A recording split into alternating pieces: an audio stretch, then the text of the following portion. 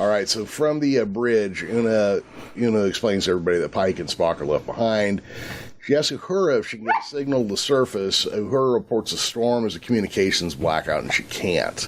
Una tells her to inform her immediately once she's able to communicate with the captain. To Lieutenant Wheeler at the science station, who's filling in for Spock, Una orders around-the-clock sensor sweeps and also wants Chief Kyle on standby with the transporter. I believe Wheeler was the guy who acted funny about the flashlight. Not that we need to keep track of that for any reason.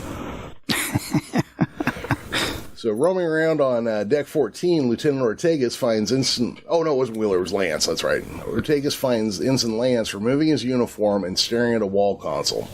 Yeah, I was just looking at the bridge, and I was like, hey, man, where the hell is Ortegas at? And then the next scene was like, there she is. Yeah, she had to go for a walk, you know? He thinks the ship is too dark, and he begins to rub his face up against one of the light panels in the corridor. He says he wants to feel the light on his skin, and Ortegas is kind of like, hey, dude, you okay? She kind of just, keeps going to go past him. And then he smashes his head through the glass panel. And yeah, that was crazy, man. Yeah, Ortegas calls for security. Una, we cut back to her in in her quarters, and she's having a similar effect, and she even tears open her shirt, James T. Kirk style. Her skin begins to glow red. Like she's infected with extremis. Yes, that's basically exactly what it looked like. Right. Yeah. But she starts to glow and kind of like snaps back to normal. She realizes something wrong, calls down to Dr. Mbinga, asking about the status of the landing party. Mbinga reports that there are several members of the party in sickbay right now, and he was just about to call her. While she assures him that she herself is fine, the doctor asks her to come to sickbay anyway just to be sure. As she heads out, she looks at herself in the mirror and kind of looks worried. I assume she takes time to change her shirt. Yeah, it didn't look like the ripped one when she got down to sick bay. Yeah. So, Chris, one time I was getting ready to fly back to California from Vancouver, right? Mm-hmm. And I get claustrophobia, but I'd never gotten it on an airplane. But then they read an announcement that, hey, we're going to have to sit on the tarmac for about an hour before we can take off. And all I could think to myself was, it is so hot in here, I can't breathe. But I bet you if I stand up, get in the aisle, take off all my clothes, and run back and forth, I'll feel fine. So what happened? I just kind of sat there and chilled and then ordered a whiskey, and then we were up in the air in about 15 minutes. No, I thought you were about to say I got kicked off the flight for... No, but that was my backup plan. Was if I didn't cool off, they'd kick me off the plane, and I'd be okay. Mm-hmm, but I understand how Lance was feeling in this scene. I get it completely because, sometimes you just want to do something irrational. Okay, so Nurse Chapel's attending some of the others while Mbinga talks to Una about what he's seen. Half the landing party have burned or shocked themselves on light sources, and yet the light is the only thing calming them down.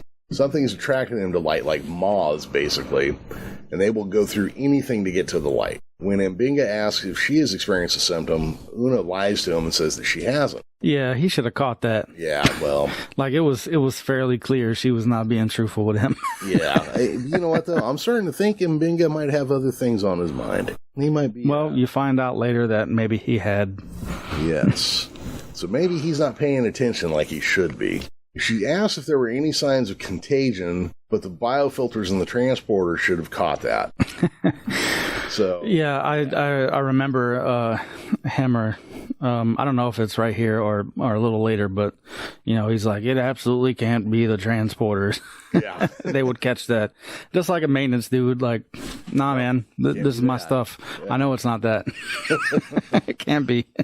So the doctor says he ran viral and bacterial scans anyways and found nothing. The only thing he detected was a severe drop in vitamin D levels. If not for that and their aberrant behavior, no one would have guessed that anything was wrong at all. He shows Una's vitamin D levels to be about normal, but suggests taking a blood sample in any case. She's hesitant for some reason, but agrees. And Binga expresses the hope that the captain and Spock, still on the surface, have not been exposed to whatever this is, thinking that the landing party came into contact with something on the surface that the biofilters missed.